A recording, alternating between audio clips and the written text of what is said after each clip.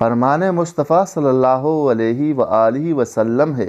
معراج کی رات میری ملاقات ابراہیم خلیل اللہ سے ہوئی تو انہوں نے فرمایا، اے اللہ تعالیٰ کے حبیب صلی اللہ علیہ وآلہ وسلم، اپنی امت کو میرا سلام پہنچائے اور انہیں میرا ایک پیغام دے کہ جنت کی مٹی بڑی زرخیز ہے اور جنت کا پانی بہت میٹھا ہے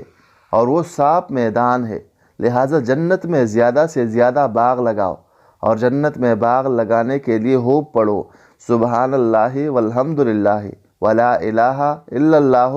واللہ اکبر۔ رسول اللہ صلی اللہ علیہ وآلہ وسلم نے فرمایا، اس ذات کی قسم جس کے ہاتھ میں میری جان ہے،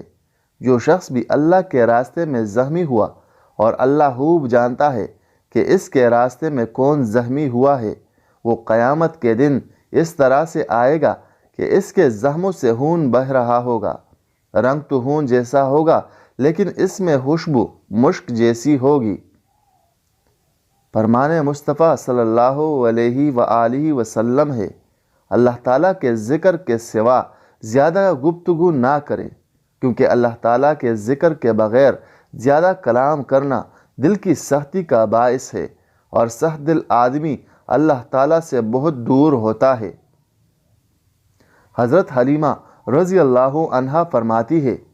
ایک دن میری پڑوسن مجھ سے بولی، اے حلیمہ، تیرا گھر ساری رات روشن رہتا ہے،